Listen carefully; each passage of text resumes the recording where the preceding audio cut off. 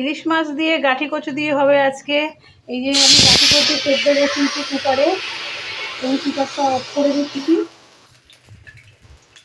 আর এই যে এখানে আমি কড়াইতে তেল দিয়েছি, ইলিশ মাছটা ভাজবো। বেশি ভাজবো না, হালকা করে ভাজবো। এই যে গাঠি কচু সেদ্ধ হয়ে গেছে আমার। এবার আমি এই গাঠি কচুটা জলের থেকে তুলে রাখবো ঝুড়িতে। এই যে জল ঝরিয়ে নিয়েছি ঝুড়িতে। এবার মাছটা ভাজা হচ্ছে। মাছটা ভাজা হয়ে গেলে আমি এটা কচু গাঠি দিয়ে কচুর মুখি দিয়ে আর কি ইলিশ মাছ দিয়ে আমি রান্না করে দেখাবো আজকে আপনাদেরকে। এই যে আমার হালকা করে মাছ ভাজা হয়ে গেছে। এবার আমি মাছ ভাজাটাকে তুলে নেব।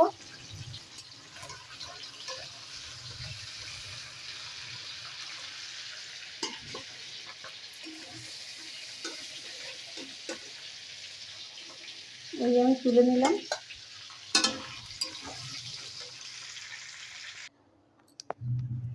এই যে মাছ ভেজে নামিয়ে নিয়েছি।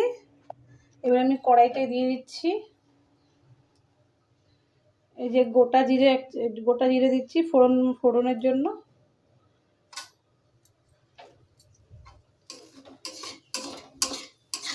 তেলে দিয়ে দিলাম আমি গোটা জিরে।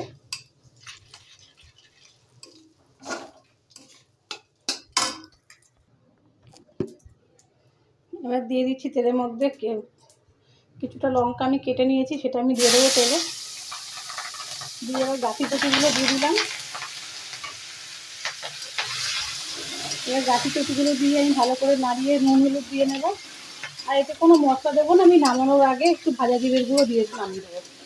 খেয়ে দেখবেন বন্ধুরা, আপনারা এরকম করে রান্না করে খুব খেতে সুস্বাদু হয় এবং ভালোও লাগে। আপনারা খেয়ে আমাকে জানাবেন যে কেমন খেয়েছেন।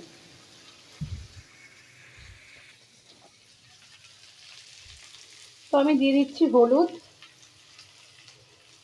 আন্দাজ মতো হলুদ।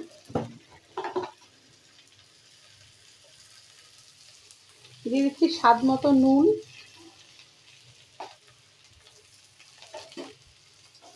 তো বন্ধুরা, আপনারা এরকম করে একবার রান্না করে খাবেন, খেয়ে দেখবেন কেমন লাগছে। অবশ্যই আমাকে কমেন্ট করে জানাবেন আপনাদের কেমন লাগলো আমার এই রান্নাটা, কচুর গাঠি দিয়ে ইলিশ মাছ। এই যে দেখতেই পাচ্ছেন আমার সুন্দর করে কষানো হয়ে গেছে। এটা জাস্ট একটু হলুদ, নুন আর গোটা জিরে সম্বর দিয়েছি, আর কাঁচা লঙ্কা চিড়ে দিয়েছি।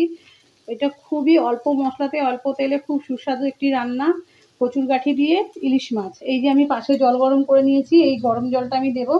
কচুর গাঠিতে গরম জল দিলে কি হয়, একটু তাড়াতাড়ি ফুটে যাবে। আর যেহেতু সেদ্ধ করা যায়, কাঁচা জলটা আমি দিলাম না, একটু গরম জলটাই দিলাম।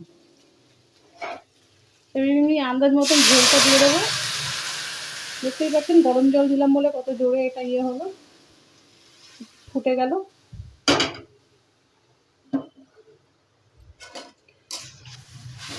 এবার আমি নাড়াচাড়া দিয়ে দিলাম। এটা একটু ফুটে উঠলে মাছটা দেবো।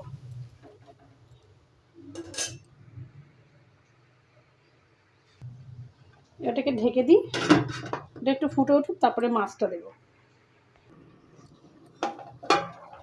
এই যে দেখছেন সুন্দর ফুটে গেছে, দেখুন তরকারির রঙটা কত সুন্দর হয়েছে। এবার আমি মাছ ভেজে রাখা মাছটা দিয়ে দেবো।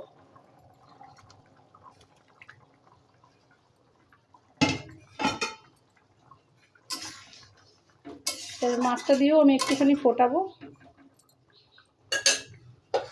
আবারও ঢেকে দিব। এবার ঢাকনাটা খুলে দেখি, আমার তরকারি একদম রেডি হয়ে গেছে। মাছ দিয়েও সুন্দর ফুটে গেছে। এবার আমি আগে থেকে ভেজে রাখা একটু জিরে ধনের গুঁড়ো এই যে আমি দিয়ে দেবো। এই তরকারিটার এটাই মশলা, আলাদা করে অন্য কোনো মশলা দেওয়া লাগে না।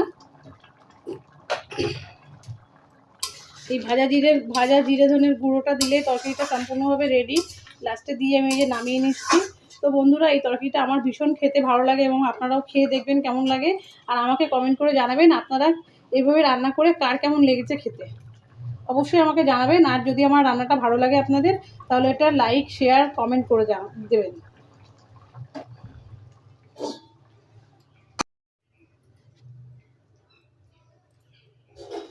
এবার আমি তরকারিটাকে ঢেলে দিচ্ছি, ঢেলে নামিয়ে নিচ্ছি।